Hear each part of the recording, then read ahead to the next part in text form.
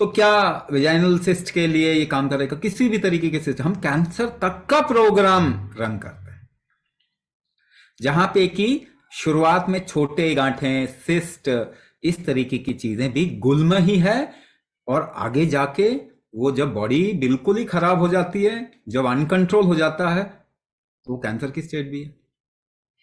अगर आज के टाइम पे देखा जाए तो सबसे बड़ी प्रॉब्लम फीमेल में क्या है, वेस्ट में खास करके बहुत ज्यादा है, और वो इंडिया में भी आ रहा है। और वो क्या है? वो जो प्रॉब्लम है, वो जिसे हम कहते हैं कैंसर, जो कि क्लिटोरिस का हो जा रहा है बहुत ज्यादा। सर्विकल कैंसर कहते हैं इसको, सर्विक्स का कैंसर, ये बहुत तेजी से बढ़ रहा है। अगर नंबर्स देखेंगे वेस्ट में, तो सर्विक्स का कैंसर बहुत ज्यादा बढ़ रहा है। मगर रूट कॉज उसका यही है जो मैंने आपको एक्सप्लेन किया, गुल्म वायु का बिगड़ना, है ना? तो ये शरीर में कहीं पर भी गुल्म है तो वो प्रेशर खराब होने की वजह से होता है। और एक और चीज आप इसको समझने की कोशिश कीजिए, क्या, जिसे हम ब्लड प्रेशर कहते हैं, दुनिया में ब्लड प्रेशर बढ़ रहा है, कम हो रहा है?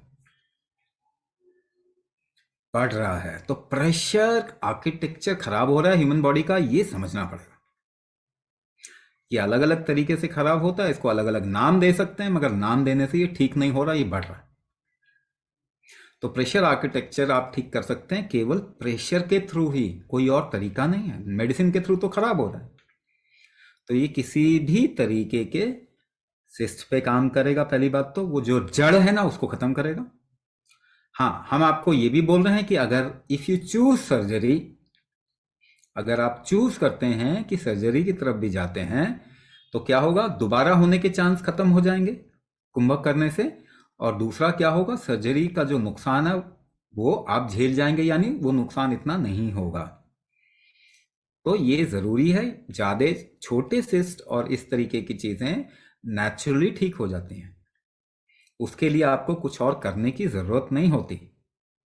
अगर प्रेशर ठीक कर देंगे अपने शरीर का तो वो ठीक हो जाएगा। एक्चुअली इस पे ना, अगर देखा जाए तो सिद्ध पद्धति ने बहुत काम किया, है ना? सिद्ध पद्धति साउथ इंडिया में अभी भी थोड़ी कुछ जगह पे है, सिद्धा जिसे हम कहते हैं, बाकी जगह तो खत्म हो गया।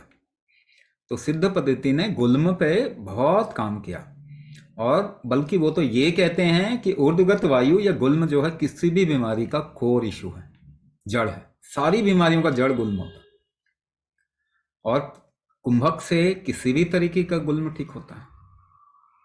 तो उस हिसाब से भी देखें तो ये तो कंपलसरी होना चाहिए ना, और तो कोई तरीका नहीं है उसको ठीक करने का, है ना? तो ये होना चाहिए कंपलसरी सभी के लिए। कुंभक करते ही आपको ना एक ही हफ्ते में अपने शरीर में बहुत चेंजेस नजर आ जाएंगे।